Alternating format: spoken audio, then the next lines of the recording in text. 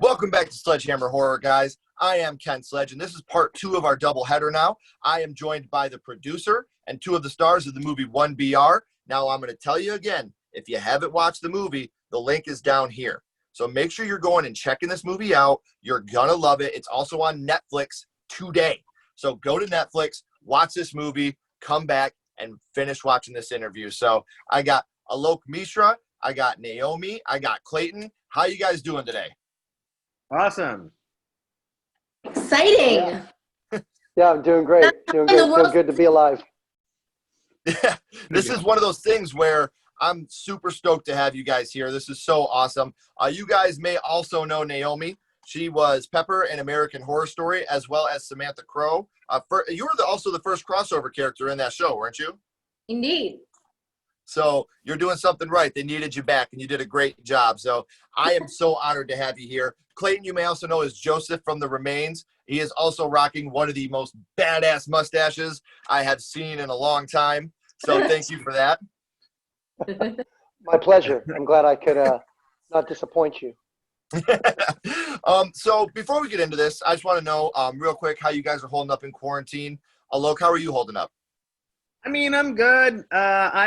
We had a movie got delayed because of this, so I'm just sitting at home doing nothing. I mean, I understand as to why they would delay things, because if you have like a, $5 million movie and they have to find another 1.5 to shoot it just because of fucking COVID, because of insurance, and also, just having extra people involved and quarantining literally everyone in there, whenever they're on like a location, just this one miserable like motel with all the food catered by some special chef that someone needs, or whatever the bullshit it is. It's not worth the shoot right now. And so we're actually looking to shoot stuff in other countries if we have to, blah, blah, blah, but we'll see. I've been holding up great though. I mean, like I go swimming every day with my baby. When my wife was really against getting a pool, we had a new house and we were like, should we get a pool, house with a pool? And we were like, fuck, we should do it because you might want to use it. And so this 2-year-old, like she just turned 2 like 2 days ago, is like being able to almost swim across the pool. That's kind of fun. And like, so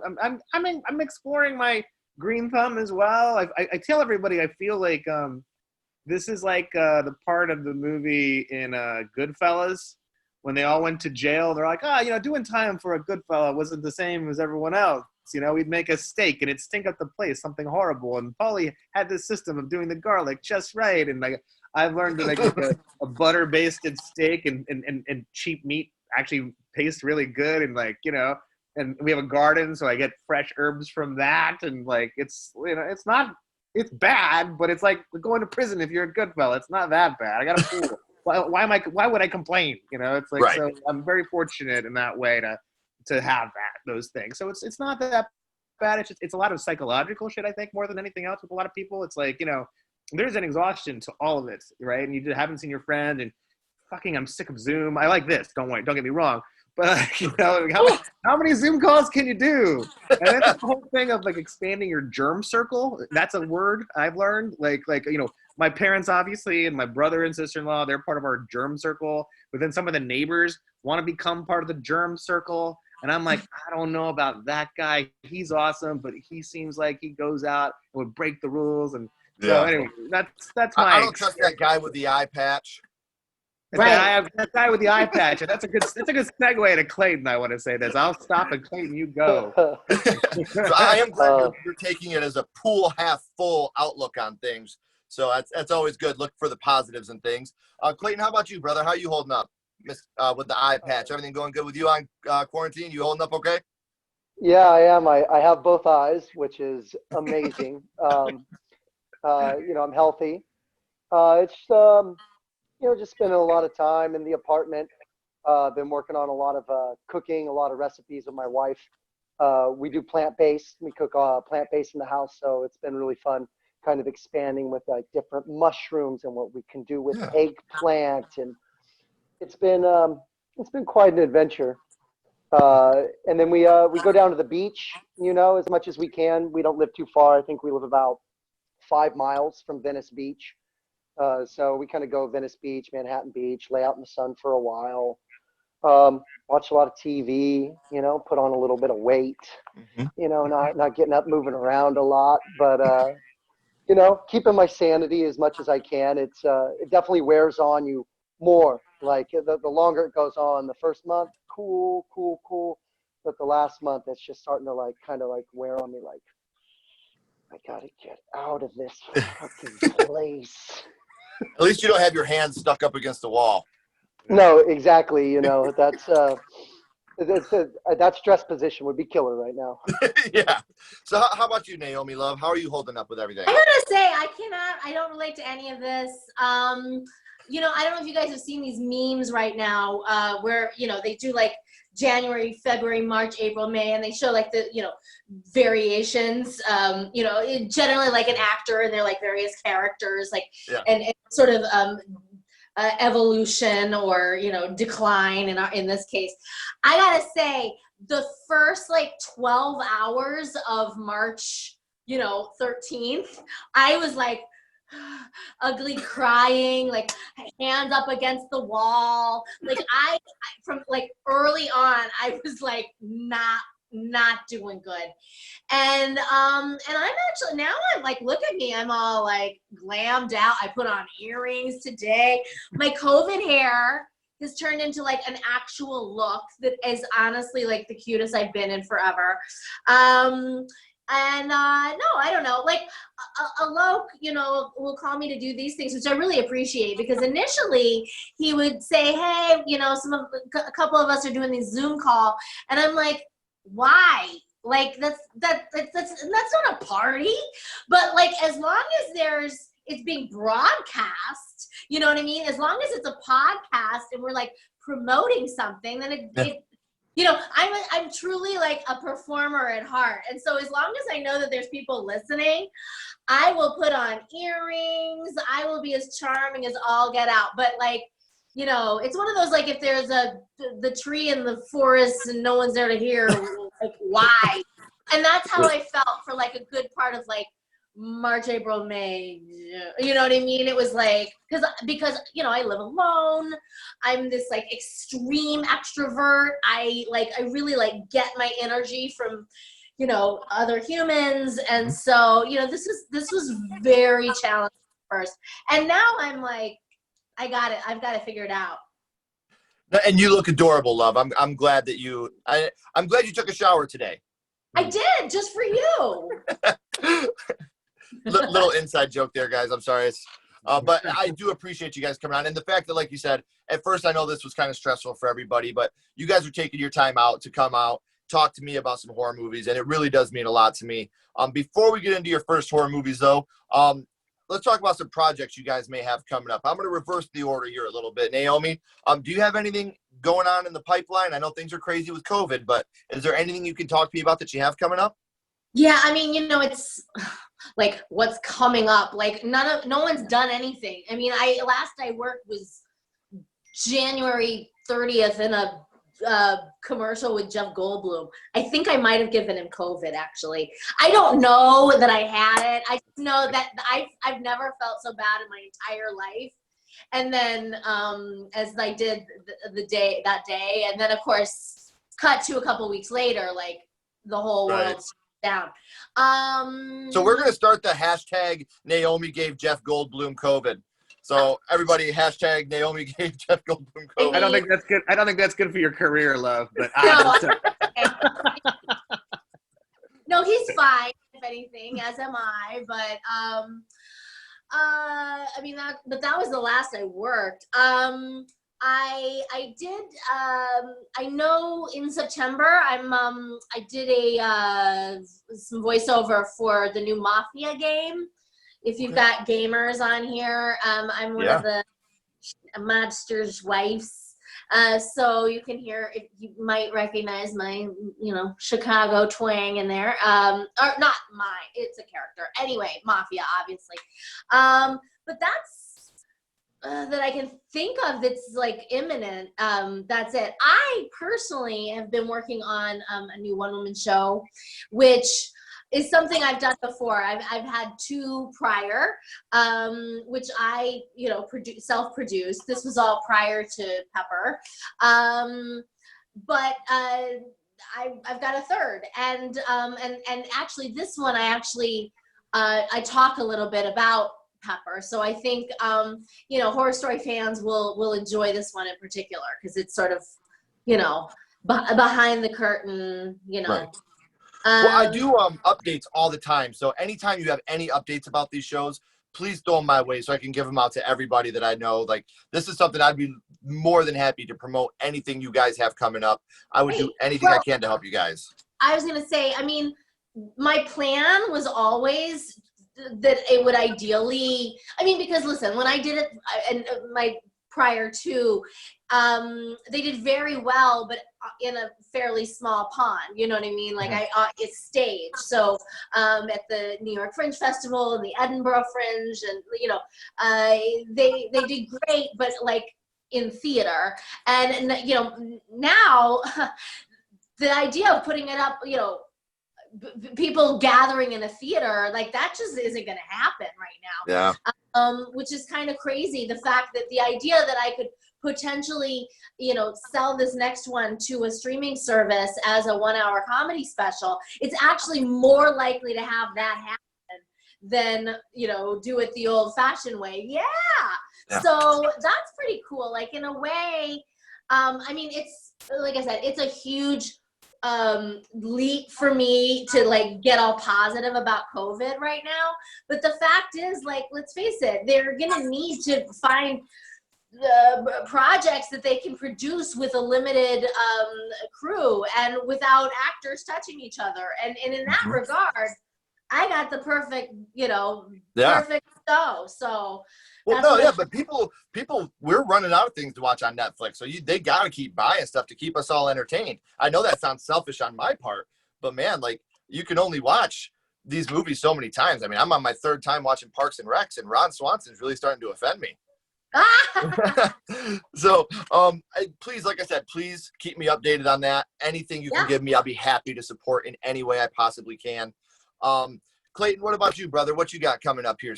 Anything in the pipeline you can tell us about, or? So I did some films this last year. I work a lot with the master students up at American Film Institute, and I did 3 films up there this last year, and one of them is going to be showing as part of Fantasia this year, which really? 1BR, which 1BR premiered last year at Fantasia. So it's awesome to have another film there. It's called Progeny. Great writer, great director, Justin Daring, and it's a sort of a dystopian future about an alien invasion that has come down and brainwashed us, and they procreate by inserting their babies in our necks, and we carry around these big, like, giant sacks on our necks. And I play a very simple, lovable factory worker who unfortunately was not qualified enough to be a host. I'm sort of just happy to be with my family and drinking beer. But that sounds a lot like me, that I'm the fugly guy that the aliens would be like, no thanks, we're going to move to the next neck. Well, I'm excited, man. Congratulations on getting that out there, Fantasia. That's really, really cool, man. Because, like I said, 1BR. Do you know when it's going to play at Fantasia, specific dates yet, or anything you can say? Or ooh, that's a great question. I don't know off the top of my head. I'd have to. Tickets just went on sale today, but the problem is they're geo-limiting it to just be Canada. And so you have to figure out some fancy way to get like some sort of like, I don't know, what is it, a VPN or something to then do it. But I actually tried to go and look at some tickets today, not knowing that you had a movie out there. I would have been definitely looking at that. But they wouldn't let me even buy the tickets or something because I was like, you IP address in America. And I was like, I got to figure this out. By the time this airs, hopefully you'll have some more information for me I can put in the description for everybody else so we can try to figure out a way to check this out. So that's Yeah, something that I think would be really cool to check that out. What about you, Alok? You got anything in the pipeline you could talk about, or? Well, we were supposed to be shooting something now, like earlier this summer, in the middle of summer, and obviously it's been pushed back because it's gonna be a bigger budget film. And so it's a thing where we're doing this movie called Emergent, and that's all I'll tell you about it. It's just that, because I like to J.J. Abrams the shit out of everything. There's a box. What's in the box? I'm not gonna tell you what's in the box. You figure it out, or just wait. Awesome. Just wait. Anticipation, But it's a sci-fi horror movie. That's what I'll tell you. And Marcel Sarmiento, who did the movie Dead Girl. If you've never seen that, it's a terrific film to check out. It was like, everyone's top, 20 list in 2008 or 9, and maybe he's worked a lot since then. But he wrote and directed this, and I like to work with writer directors because there's less people to, Can I curse on this, by the way? Fucking course you can. Okay. Too late for that. I have less dicks to suck when I have just a writer director than a writer and a director. So I feel like, that's a much better situation to be in. So this guy also, Marcel Sarmiento, the writer director. And so that's one thing. And that'll be hopefully shot. I just had some good news today that, they're like, we did some rewrites on the script because we had time, and everyone loves the rewrites, including the money people, even more. Mm-hmm. So they're like, I think we can go out to bigger people with this. And I'm like, fuck yeah, let's do that, right? So we're going to try to do that. We're going to start casting again, hopefully, and to shoot. And the other thing we found out is that they're totally open, and as we are, to go to Europe to do this, because in Eastern Europe, because it's just hard to do it in the States. Like everything that the extra money you're spending on everything you have to spend here in the States just absorbs any kind of tax credit you would have. You get usually 30% off, maybe as much as like 40% off, or even Canada with the exchange rate being what it is, you get more like 45%. But if you can get like 65% in Eastern Europe, the food's gonna suck, but then you can do it. Maybe we'll fly a chef in or something. I don't know what we're gonna do to make people happy, but like we got to get out there and do sort of a pre-production, and that'll be sort of our incubation, our quarantine, if you will, like just being able to like be in that one hotel or whatever where we just flew in all together, so we're all breaking this down. So that's one project. The other project, we're actually going to work with David Marmer again, a writer director, 1BR. He has even a better script than 1BR, I would tell you this. And it's something I wanted to, like, that was one of the things that was sent to me first. And I was like, I'd be loving to do this. And he had some sort of Akiva Goldsman, who's a huge producer, writer. His company's called Weed Road. Well, they saw the script and they were like, we'd like to turn this into a $30 million movie. So David was like, oh, you got $30 million? And I'm like, I have like 3, maybe, And so he was like, yeah, then no. But then it's kind of, not falling out of favor, but like the person that wanted to direct it, I shouldn't say this, but there's the person that wanted to direct it, who's a really great editor, wanted to have his first film, and he's directed, edited all these big movies, Oscar-winning movies, let's say. And he fell out because he's like looking at different shiny things, and he's like, this sounds better now. And like, so anyway, so David also thought the bigger version, which was a much worse kind of version of it in comparison to doing it kind of like at least small for the first one and then maybe making it bigger. Like, so for example, 1BR starts off very small for this movie, and obviously it's a no budget film, but it can go someplace else, much like a Saw or something like that. There's definitely opportunities to go that way. And we loved working with David, and we put together a really good crew of, and we call it a band, let's say, right? And so we want to get the band back together and stuff. And I know Janice is obviously still alive. Clayton, we think, is dead. Well, we don't know. All we saw was like him doing something. And okay, sorry. Is this spoilerish? I'm sorry. I don't want to talk about that. Well, not yet. Right? Not yet, or I don't. Anyway, but we want to work with David again is the main thing, and we're working on because of COVID, we're actually getting time to do a little. He wanted to do a little bit of a rewrite for it, and every day you cannot bother David Marmer from 9 o'clock to 2:30. He won't even, if it's an emergency, he will not look at his phone. He is that monkish about his writing, stuff. So well, it came out well, man. Like I was saying before we actually started the podcast, we were talking about Janice and Lester's character and the way that your guys' character arcs happen. I'm not going to get too spoilery with this, but you watch and see how they go from being one person to a complete other person when somebody that they love or they care about gets hurt. And it was absolutely amazing. And before we go any further, what do I got to do to get that thing behind you, Naomi?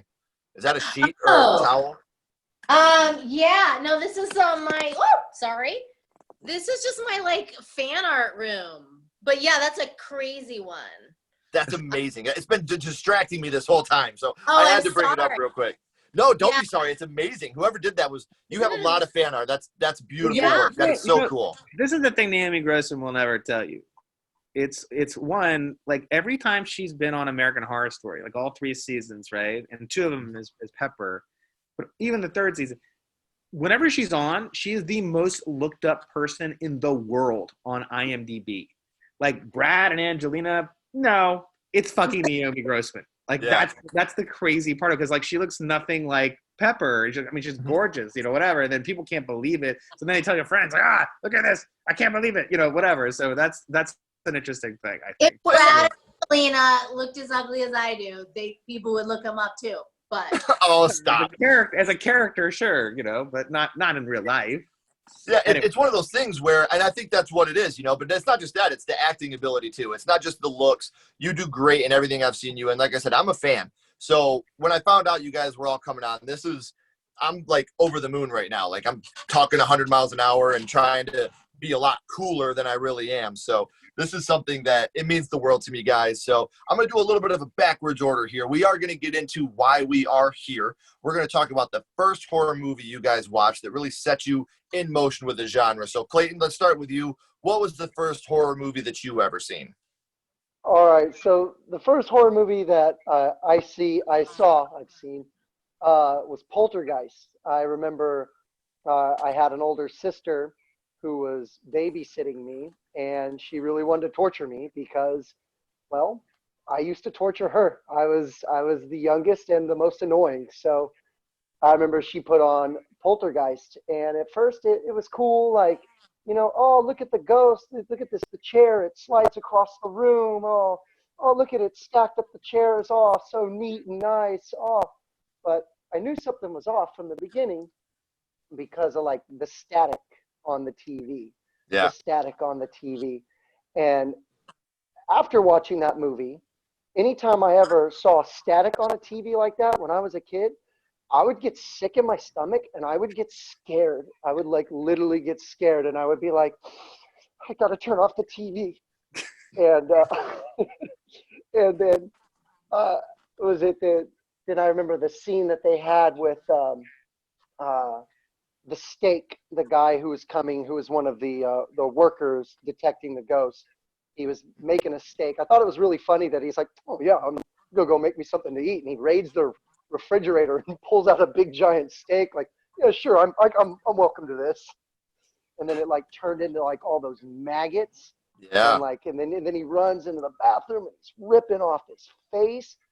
That scared the shit out of me as a kid. I was like crying. I couldn't believe it. My sister wouldn't let me stop watching. She said, no, you have to sit here. You have to watch this. And, your sister sounds a lot like me. Oh man. Well, I was annoying as fuck as a little kid. I would piss her off on purpose. I would literally, she'd be on the phone in her room. Here I am doing like bad actor phone, Yeah. She'd be on the phone in her room, and I'd walk in. I'd just stare at her like this, walk to the light switch, flip, flip, flip, flip, just constantly all over her. So, I mean, I had it coming, Right. But, and then I remember when Zelda Rubinstein came into the room. I didn't know her name then as a kid. I had to look it up, and like her presence was just creepy to me. And I always remembered her big glasses. And I remember Carol Ann. I remember the scene when they tie up Diane, and she's gonna go into the vortex to catch her, and then that big giant face just comes out. Yeah. Scared the shit out of me. And then even going on more with like later in the film, she's like, this house is clean. And then you get to, I know, it's so sweet and so nice. And then the big climax of the film when the ghost is back trying to get everybody, and then Diane being outside and falling in the swimming pool and all the bodies coming up. Yeah. Oh man, that scared the shit out of me. I remember though there was a horror film I saw before. I don't remember the name of it, but I remember something these two guys were talking about in it that always like stuck with me. Maybe you guys will know. And it was these guys, they were like, I don't know, kind of like 90s grunge, 80 grunge guys. And they're like, what would you rather do? Slide down a banister of razor blades or jump in a pool of barbed wire? And I just remember for like years, like that thought would pop into my head and it would just make me like, anybody I know gotta what that jump is? in the pool Anybody? of barbed wire, man. I 'Cause would rather that's- jump in the pool of barbed wire too. Sliding down, that's rough. That's gnarly. That's gnarly. So Naomi, let me go. What was the first horror movie that you ever seen? Well, I have to piggyback off of Clayton for a sec, only because that old lady from Poltergeist was actually my muse for the most recent character on American Horror Story, the Samantha Crow character, which it's That's funny. awesome.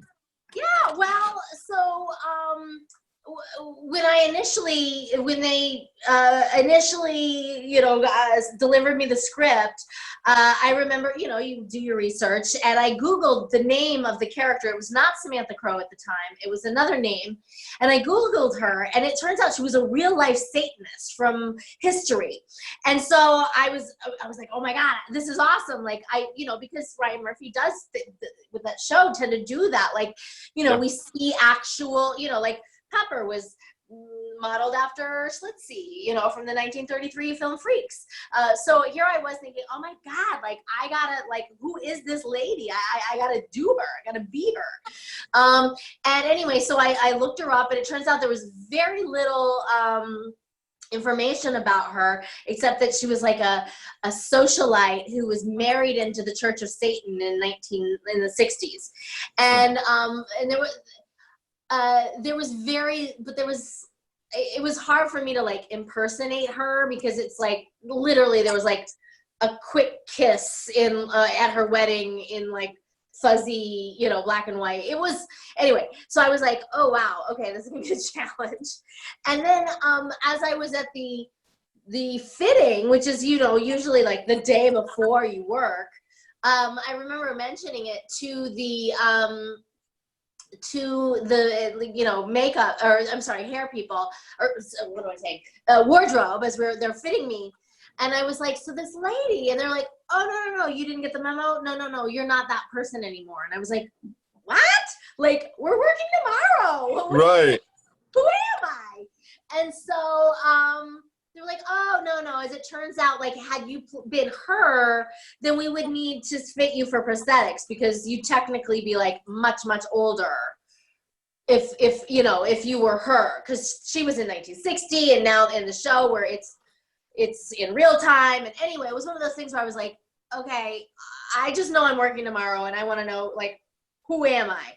And so as it turns out, I was like this fictitious character, which meant, part of me was kind of disappointed. The other part of me was like, oh, so I can actually do anything.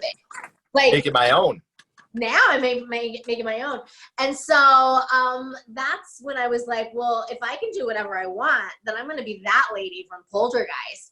And obviously, physically I wasn't. You know what I mean? Physically, sure. I looked at myself. And that's, it's funny. A lot of people were like, oh my God, it's so nice to see you playing yourself. And I'm like, don't stab virgins in my, free time, but okay. Yeah, but anyway. Whatever helps you sleep at night, Naomi. Sure. But, so if you watch it now knowing that, it's subtle. I wasn't like going over the top with her or anything, but, sure. as I'm like knocking on the door and like, "Ooh, we came from the South," or whatever my line was. That's what I was essentially doing. I had that little lady in the back of my face, in the back of my head. She was sort of informing me, although, like I said, it was subtle. Right. But that's just sort of one of my little tricks. Like, I personally don't want to be an actor that just sort of does herself. I know, like, we tend to kind of, it's almost like things become in vogue or out of vogue. And we're currently sort of in this, like, period where actors just sort of like do as little and move their face as little as possible. Sure. Just like, and that's just like, I don't know. Honestly, part of me feels like, well, shoot, if only I were in like the 1920s, I would be like the biggest star ever, because I am like so animated and like over the top. And I'm sort of like, I'm kind of stuck in the wrong period here, but that's just me. I enjoy like characters and big over the top people that are, very, very far from myself. And in that regard, I really struck gold with Pepper. And, but for that reason, I tend to like, every project I get, I'm like, ooh, what can I be? I don't want to just be Naomi. Yeah. Well, Naomi is beautiful and amazing, but you're with Naomi all the time, so I'm sure that you want a break from Naomi. It's believe me, it's not nearly as interesting as yeah. As far as my and case in point, my first horror movie, you were saying before you were trying to stay cool. I'm about to become really uncool. Like, before your eyes, if you thought I was cool before, like, jig is up. I am not cool. You guys aren't even going to consider this a horror movie, but it scared the bejesus out of me to the point where I like didn't do horror until horror did me. So I was at a sleepover at age, I don't know, whatever, 10, and it's a Disney movie, but let me tell you, oh my god, I'm so embarrassed. It's called Watcher in the Woods. Okay, I don't know if you guys remember this movie, Watcher in the Woods. It's literally like a Disney movie. It should not be scary, but maybe I'm just I don't think I'm a scaredy cat. Like, I watch horror movies now and it does nothing. They do nothing for me. But this movie was scary for a couple of reasons. It was, so I'm from Colorado, and this movie was set like right outside this like forest, kind of very like green wooded area. And in the film, like, basically the protagonist would like wander into the woods, the Watcher in the Woods. Sure.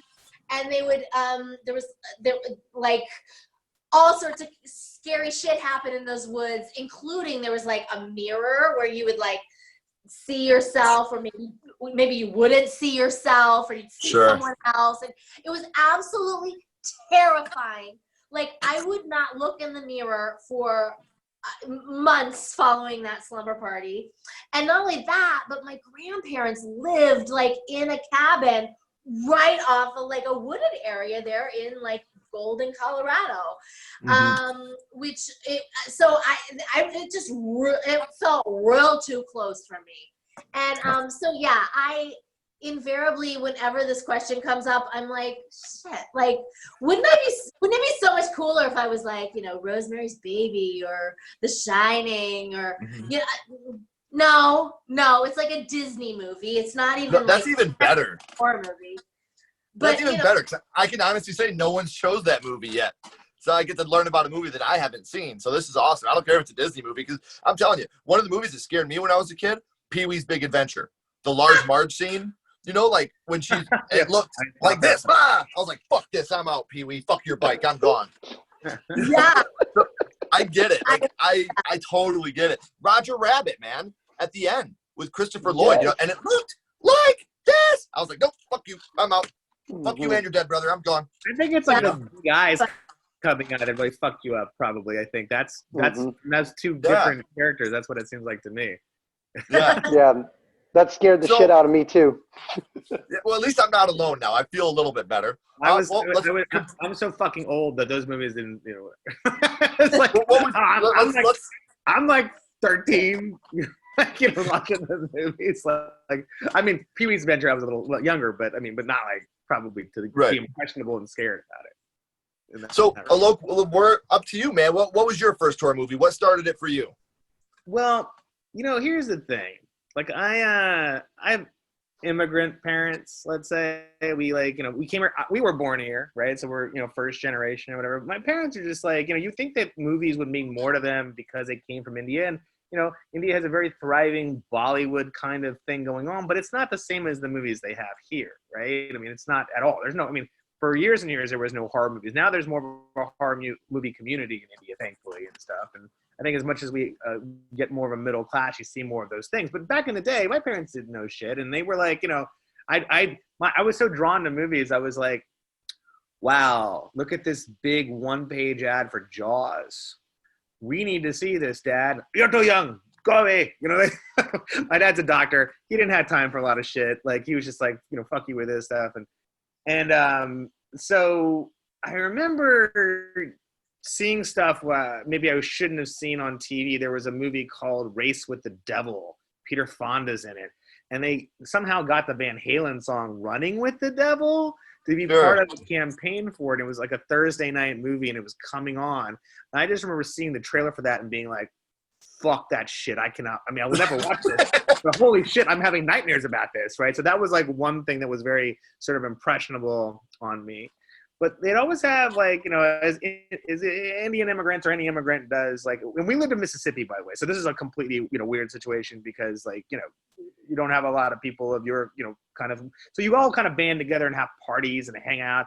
And, as the parents would be like, we're going to play this great Indian song. And all the kids are like, fuck this. And we're out. Like, and it would be an older kid who actually, it was either HBO. I know the first thing I saw, I'm pretty sure wasn't a videotape. I think that was sort of HBO, something like this, or Channel Z or whatever it was called at the time. And it was the movie The Thing. And so we were watching this, and I was like, what is this about? Like, I mean, like, just the soundtrack is so creepy. The dun dun dun dun, and and Enrico Morricone, he just passed on. Miss you. But it was him doing his best imitation of a John Carpenter soundtrack, right? And that movie is batshit crazy for someone who's too young to see it. Let's call it, right? Like, I mean, 11 or 12, maybe not the best idea to see. Like, especially like, the dogs getting killed and turning into those things, and I don't trust dogs for a little while, like, and then when he's doing the whole paddle thing, and I'm like, Dad, have you ever used paddles on someone and then you just went in and ate your hands? And he's just like, get out of here, what the fuck are you talking about? It's like, he's just like, leave me alone. Right. Well, and to be honest with you, I think The Thing and another movie we talked about recently, American Werewolf in London, I think those two movies have some of the best practical effects that I've ever seen. Even now, they stand up. I mean, the 80s was like I've been watching this thing on Shudder, which is like 5 hours long, I swear to God. But it's amazing. And it should have been more of a series than just this whole fucking 5 hours I got to watch. But it was all about 80s horror. And they literally go through every big 80s horror movie. And they were talking about practical effects and how they were just like, they figured out they could do anything that the director wanted. And they just had an imagination to do it. And so you see some of the best practical effects that still stand up to this day. Yeah. And it's not like, it's not like computer effects and everything via VHX and whatever else. It's really literally them doing this thing, right? Yeah. And that was one of the things they talked about when I was watching this thing, that the thing cost so much money with practical effects. They went over budget on it, but it all was working, so they just went for it. So I saw that one weekend, had nightmares about it or whatever, like most of the week about it. And then like my parents don't even care. They're just like, go, you'll be fine. Go back to bed. Go back to your bed. And then like the next weekend it's Halloween. Like it's a double punch of like, fuck, this is not right. And then, so that was sort of my first two movies. A couple years outside of that, my cousin who was like in from India, who was like, you know, much older than we were, going to college. He was going to college, right? Yeah. And so he had a videotape one of his friends had given him that had like Revenge of the Nerds, which, you know, for our age, we could kind of watch it, and he'd just be like, hide your eyes when nakedness comes on, Sure. and it'll be fine. But the other part of what was on, there's also a movie called My Tutor on it, by the way, which is like highly sexual movie for a kid of that age to be saying, by the way, too. And the third movie was I Spit on Your Grave. And he's like, whatever you do, don't watch that movie. And we're like, oh, we won't watch it. Of course we watch it. And we're like, both my brother and I, who's like a year younger than me, where we turned each other and we're like, we shouldn't have watched that. Like, we knew. That's a bad one, man. That was so horrible for that, like that thing. It just made an indelible mark on our psyches. We're like, ugh, I don't want to ever see like a rape revenge movie. It's like my least favorite thing in the horror genre, even now. I mean, for good purpose, but just in general, like, ugh, I should never have watched that. You know, I Spit on Your Grave, though. The rape in that is just, it's even, I can't do rape. It's something that I've talked to, I'm very vocal about. I can watch a dude get stabbed through the mouth. I can watch him, you know, get his nose, whatever. But rape, I'm out. I can't. I got really nervous in 1BR when we got to this scene. I was like, oh, no, please don't do that. Please. Yeah, I mean, it could have gone a bunch of different ways. And there's it feels like a little torture porn-esque in some ways. But we go very quickly away from it. Spoilers. Yes. We go very quickly away from it. So I feel like you don't feel that that's what the movie is about. And what I fucking hate so fucking much with the day of the internet age and reviews and everything like that is like two things. One, the fucking cat. And then two, people calling it like torture porn. And they're like, I shut it off. Like, I'm better than you. I shut it off after I saw the cat. Or we see this like this torture porn. How can it be this way? And I'm like, really? Because you didn't fucking watch the movie. And secondly, you should have fucking watched the trailer. Because we fucking put that in the trailer. I mean, we put the cat thing in the trailer. Well, the thing is with the cat thing too, it's not like you don't see anything. You don't hear anything. You know, the cat scene is not that bad. And it's one of those things like, oh, hey, did you see that guy got killed? Yeah, that's cool. But you see they killed a fucking cat? I'm out now. You know, like, it's that whole, I get what you're saying. It's not like you watched a cat get held on a door and punched in the face repeatedly until there was nothing left. It was done tactfully, but it was done with a purpose. And quickly. It was done so that you could... And quickly. But the whole horrible thing is, like, if you go on Amazon right now, our top comment is like, I don't stand for animal torture. And like, and I want to write them a letter and go, fuck yourself. Like... It's like paying for a boxing match, and then all of a sudden, if someone gets a bloody nose, you're like, I'm indignant of this blood that's coming out of this man's nose, and this other man punching him. You know, it's like, it's so stupid. It is, and it's so irritating because if you're going to focus on this one 45-second part of this hour and 20-minute film, you're probably doing the wrong thing anyway. Because it's not like it was a real cat. Right. And that's the thing I was to say. They got some Chef Boyardee and scooped it out, and they're like, oh, and now it's a cat. Well, it wasn't Chef Boyardee, but it wasn't a very good cat. And can I tell you this? Like that's one of the things we did. So I used to work in market research for film. So I tested movies for a living for all the studios and different things like that. And so one of the things we know is that, you know, showing any kind of animal dying is always a bad thing as far as the scores. And David had like much more gruesome ideas about that. But the thing we actually thought about and was kind of the test screens that told us the truth was that I wanted to see that cat, like, you know, fly out of the oven and its eye explode or do something even worse than what we had. And the test audiences told us, like, 75% of them were like, we don't need to see any more. The 25% that wanted to see more were hardcore horror fans, but we're not a hardcore horror movie. So sure. I lost that fight, but I had all kinds of demented things. The other part of it is what it costs us like $4,000 more to do like the effects to have the oven. Like, so I'm also a money grubbing producer, as David Marmer will tell you. So, you know, so we didn't do anything further. Was the okay. Well, I'm going to be honest. I'm a hardcore. I was going to say, I put a cat in the oven allows me the chance to make a hot pussy joke every podcast we go on. So thank you, Alok, for that. What part of our world is not complete without a hot pussy joke? Everybody needs a hot pussy joke every now and then. I thought that's what this movie was about. This whole movie was really just a subtle hot pussy joke. Really. I saw the hot pussy and I turned it right off. It's a very slow played joke the way it comes, but it always comes. Hot pussy is always going to come from Naomi Grossman. And Always. the hot pussy comes. Everyone. You don't know when it's gonna come, but it'll come. It comes. Comes. Clayton's over there like, my wife's dead in the movie. The Watcher in the Woods. I gotta ask you, Naomi. The Watcher in the Woods. When you think of that movie, what's the first thing that pops into your head? Not looking in a mirror for months. Like, it's hard to be a teenage girl, like, afraid to look in the mirror. Like, teenage girls are obsessed with mirrors. And so, like, yeah, I that was a rough time in my life. You think about all the movies that have been, Candyman, Poltergeist is another one. The Watcher in the Woods for you. How many of these movies have used mirrors to fucking, how many times as a kid did you walk in, look in the bathroom and be like, Candyman, fuck it, I'm done.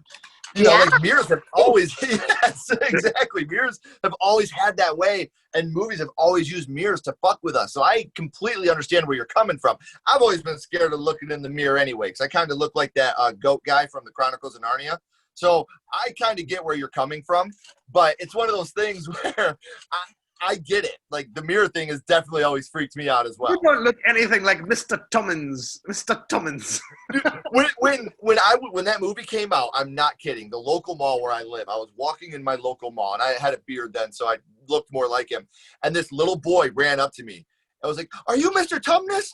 And I was just like, I didn't know what the hell he was talking about. I was like, "I'm his brother, Steve. Sorry, dude. I'll tell him you said hi." 'Cause I had no idea what he was talking about. And I told my wife, and luckily, I've been with my wife for 15 years. She's the coolest woman in the whole world. But she still, to this day, will not let me live that down. Like, she laughs at me all the time about that. Like, it's an ongoing joke we have between us. And it's just one of those things that I'll never forget that little boy. Like, "Oh, my God, Mr. Tumnus." I was just like, what the fuck's a Mr. Tumnus? I don't know what the hell this kid's talking about. And then everybody from that on was like, "Hey, you guys do look like him." I was like, yeah, thanks. My back hooves are coming in well. So, back to our first horror movies. We know what you thought of, Naomi, when you think of that. Alok, when you think about your first one, I don't know which one I want to go with here. Well, I'll tell you, the one that's more interesting is actually The Thing, because Okay. my dad's he's a doctor. He's an MD PhD, and so I was always drawn to science, and I was just like, could you find an alien through doing a blood test? And he's just like, "Shut up, I don't have time." Holding a hot wire in the blood, would it bounce? Yeah, I was just trying to ask him like basic questions about this movie that I'd seen, and he just had no patience for it. And like, it's funny. Like, I mean, the only reason we got to finally see Star Wars when we were kids was because the kid across the street, Robbie Lustek, who I'm friends with to this day, like, he got to see Star Wars before us and he was younger. And so my mom would always be like, "You're too young. Don't worry. You're too young." And so I'd go, but she'd let me go when we go to the grocery store. I could read like Mad Magazine, and Fangoria was a big one. Like, I couldn't believe they didn't have Fangoria behind some sort of like plastic sheet, because like I was like, holy shit, this is what Nightmare. This is what Friday the 13th is about. Let's axe to this poor woman's head. And I was like, I feel like if I could read it, then I should be able to see it. And so I made that sort of point about Star Wars, for example. And I was like, you know what? Robbie Lustek got to see it. And my mom was like, fucking, my dad's name is Shri. Fucking Shri, just go take them to see it, So we saw that. And then it opened, one of the happiest days of my life was that we finally got, like, I mean, we didn't have a TV for a couple years, and I won't go into that. It's much longer than it should be. But like, they brought us a bunch of movies the first day. It was Star Wars, Star Trek, and Trading Places. And then the next week, it was like we got to go to the store. And the video store was an hour away each way. I feel like I'm an old man telling that story about walking up a hill in the snow both ways. It was literally an hour away. And my parents, I mean, again, they're not checked out, but they're not paying attention to too much of this. And we're like, I want this Scanners movie because it looks really cool. And then I want, so we would pick different things out that they didn't quite know we were watching, but was not appropriate at all for a child to see that movie. Because Scanners in particular is horribly scarring. Like, it doesn't end. I mean, spoilers. It does. If you haven't seen it by now, fuck you. It doesn't end happily for anyone involved. And it is Michael Ironside probably at one of his best roles in like ever. I mean, that, and like I just saw Mary Lou Prom Night 2 recently. I'd never seen it, and like, he's very understated there, but like Michael Ironside is a legend, and, like, so good in that movie. And that was another thing we saw, like, you know, because our parents weren't kind of paying attention to some extent, you know. I don't think they're ever going to see this, so I don't really care to talk shit on them in that regard. If they're watching Sledgehammer horror, you definitely have the best parents of all time. I would love for them to have, you know, maybe I'll show it to them. I'll just say, look what you did. Look what you did. I might, the problem is I have a 2-year-old, and I'm like already thinking about what I can show her first, right? I'm like, right. I wonder if at 10 Poltergeist, the original, because the new one is a piece of shit. Like, I don't understand they made that into a piece of shit. You have so much interesting material to work with, but it's not good. But I'm already thinking about what I can introduce her to, and so that's sort of, you know, my thing. Anyways, Gremlins. I spoke so much. Gremlins. Yeah. Gremlins. You know, it could be very. That's what I showed my daughter We saw first. Gremlins, I think, at like, you know, 10 or 12, and my parents just dropped us off to the theater, and we you know, came out. We're like, this is the best movie I've ever seen in my life. And then they took such a long time. Gremlins 2, like it came on, like that was when we were young, and then Gremlins 2 came on when we were in high school, and that was one of the best days of my life, because we came into we were in drama for the summer, and so we were doing a show, and we came in, and the drama teacher got so pissed that people were late, he just like, canceling rehearsal, you guys do what you want to do. And so we went and had a pool party, cooked some stuff, and then had some beers, because you're not supposed to when you're young. But then we went to the movie theater and saw Gremlins 2, and like Hulk Hogan comes on, and like, I mean, just all the shit about that movie is so good. And then we went to a party afterwards. We were like hanging out with ladies and whatever else, and it was like, this is like one of the best days of my life. Like, looking back on it, I mean, like, my, you know, baby being born and getting married, blah blah blah. Right. But having that whole day of fun and just like misbegotten fun, and then seeing Gremlins 2 with Hulk Hogan and whatever. Oh, mwah. Maybe I'll have one of those days someday. That was the best. Clayton, I got to ask you, Poltergeist. I remember when Zach Galligan asked me to be his date for like a red carpet. He was the kid on Gremlins. And I was like, oh my God, like my 13-year-old self is like kind of dying right now. And I was like, oh my God, is this what famous people do? They just like just pick who they want to go out with? Like, okay. That Zach Galligan guy married some friends of mine who had a movie themed wedding, like in this big like place in Brooklyn, the museum of the moving picture or whatever it was. And I'm like, wow, Zach Galligan can be bought. Like, to do this. Oh, absolutely. I've married people. I mean, yeah. But I'm saying, I mean, this was like, okay, it was an eye-opening thing for me to understand that this is, this is what it is. No, like, you know. yeah. He didn't buy me, though. I should have that said. I've married 4 people thus far. I'm ordained online as well, my lady, and all of them stay together. Wow. And some of our good friends, by the way, that you went to college with, that I met you through. That's true. Lila Zuckerman and Nora Zuckerman, married them both. Just saying. Anyway, sorry. This is a big. So it has nothing to do with the fact that they're in love. It's only because you married them. That's why they're still together. You remind them that you guys are still together because I married you. If you'd have done it with someone else, you guys would have been divorced a long time ago. But because it was me, this has lasted. So Clayton, real quick, we're kind of leaving you out here, brother. When you think about Poltergeist, which scene affected you the most in that movie, and why? It was the scene with the steak turning into maggots, and then the guy going in the bathroom and ripping his face off, just like, and it made me afraid of my food. Like, I was like, anytime I got food, I was like afraid it was going to turn into some maggots or something like that. And so, you know, I was losing my substance. You know, I was malnutritioned because of Poltergeist. So fuck you, Poltergeist. Right. So Naomi, let me ask you this: Watcher in the Woods.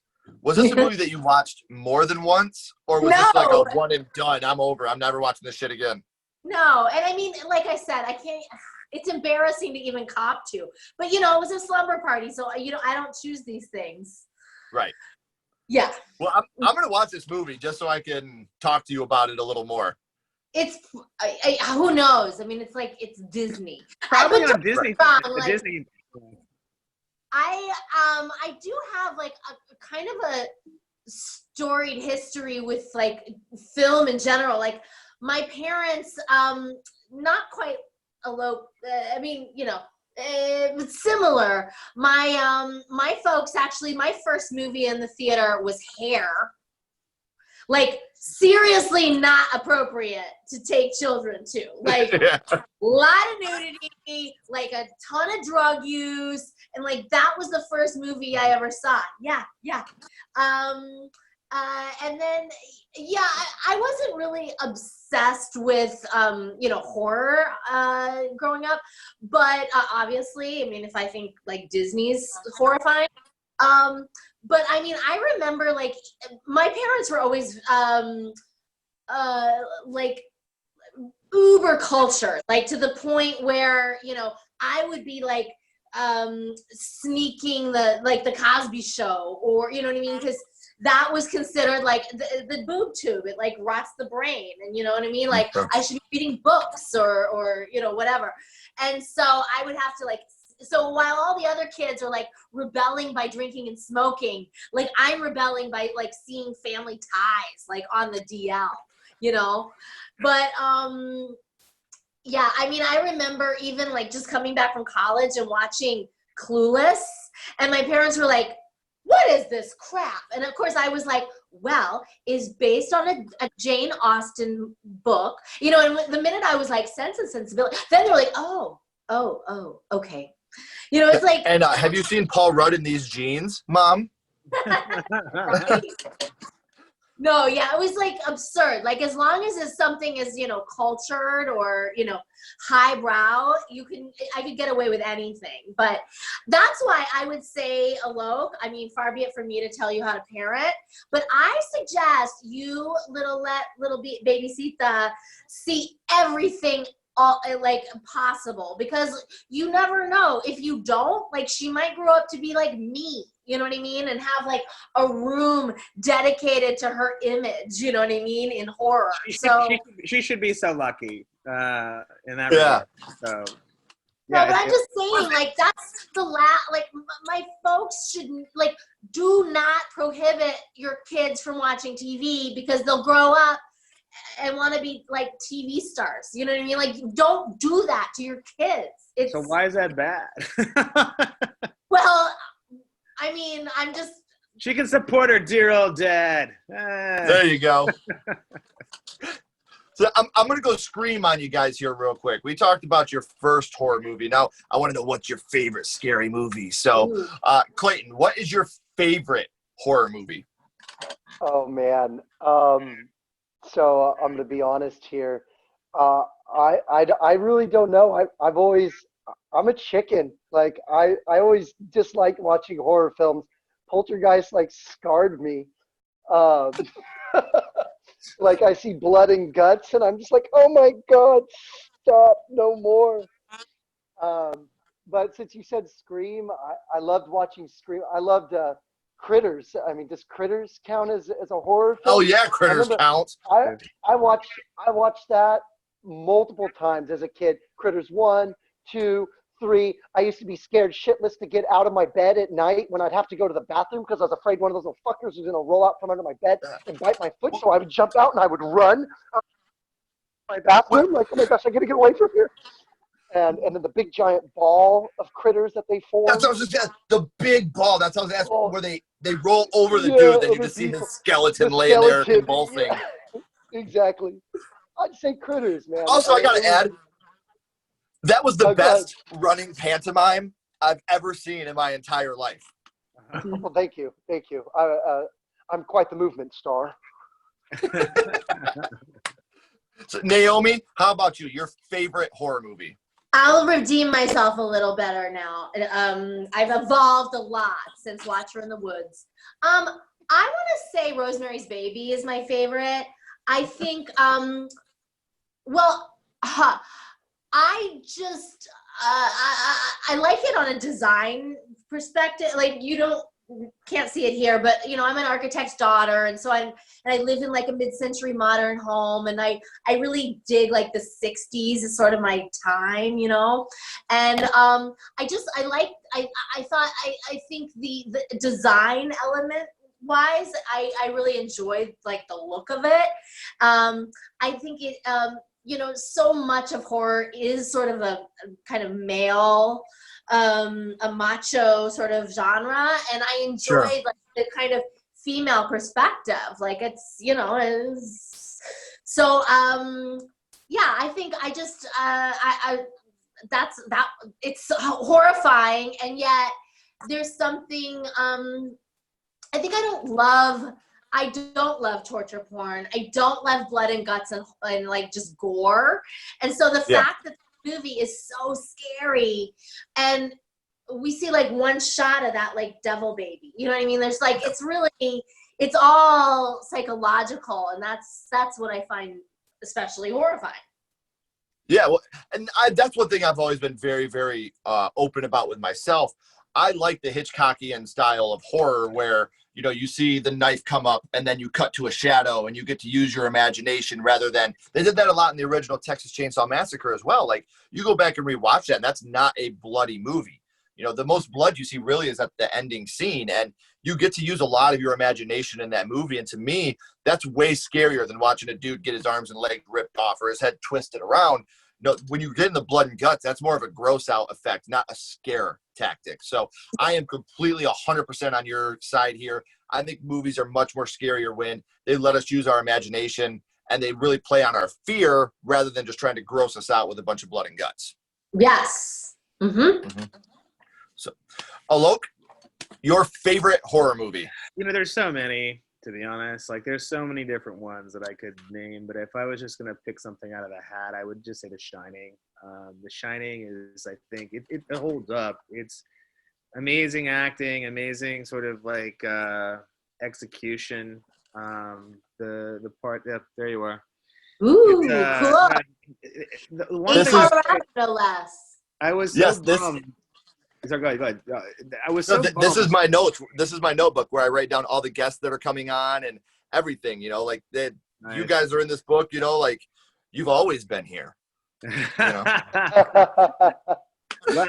I think that The Shining is interesting now because in the quarantine, like all work and no play makes Alok a very dull boy. Like that is like part of my shit every day, and I'm like, honey, I'll never murder you or the child. Like Yeah. Because I'm drinking. See, Jack didn't drink, and that's a thing. Like if you are drinking, then maybe that helps your sanity. But that would be my favorite movie. There's so many good things about it, but there are so many other movies that I love Return of the Living Dead. Like that's one of my favorite movies of all time. I just watched that recently, and anytime I see stuff that's new, like that I had never watched, and like I just discovered something new. I watched like 2 weeks ago. Shudder, by the way, I'm not trying to give a free commercial for no reason, but this is something that's essential because you can go, they curate it so well that you discover new stuff that maybe you hadn't seen in a long time, maybe some Argento stuff, or I saw Sleepaway Camp 1, 2, and 3 like 2 weeks ago. Hadn't seen any of them. And the first one's kind of terrible. So at the end finishes so strong at the end. And then the next two were even better because they're kind of weirdly self-aware. And it's like Bruce Springsteen's sister is like the main lead of all of them. And she's super cute and super effective. And like, and the deaths are creative. And like, there's so much stuff out there. But I would say just if you had to pin me down to one answer, I would tell you The Shining. And I'm sorry that seems so standard and I can't give you some obscure Japanese or Korean film or something like that. I love Angel Heart as well. Like he just died, the director, Alan Parker just died, but he did everything from like that movie to like The Commitments and stuff like, Pink Floyd The Wall. But Angel Heart, it is very predictable. I'll give you that. Like, Lucifer, all this stuff with Robert De Niro, whatever else. But visually and everything else, and it's just how it ends so well is so just, it freaked me out so bad when I watched it, and I was actually in like 9th grade.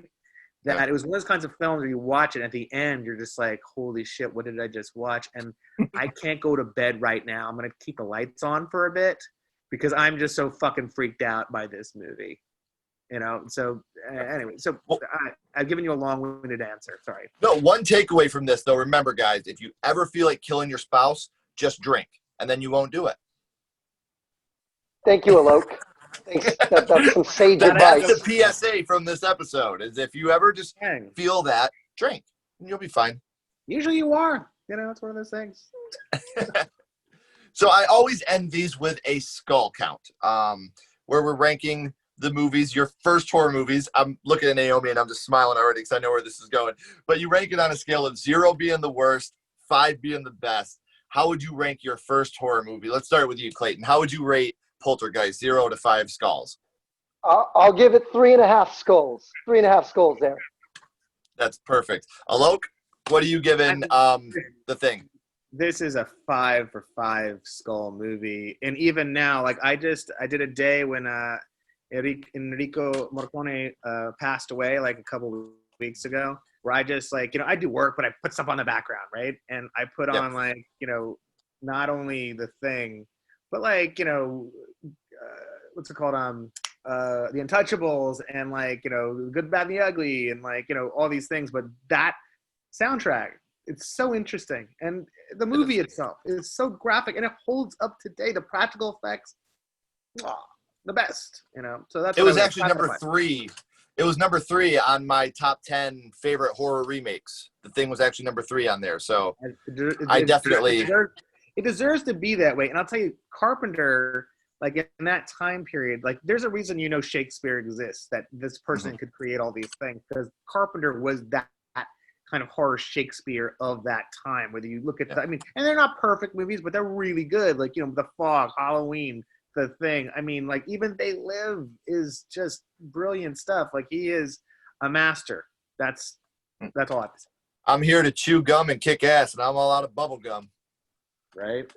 So Naomi, I met Keith David in a bathroom one time in Culver City when we were in this place called Rush Street, and I walked in and I was like, Keith David, and he's like, yeah, and I'm like, I fucking love your movies, and and I just, after we finished peeing, I want to shake your hand.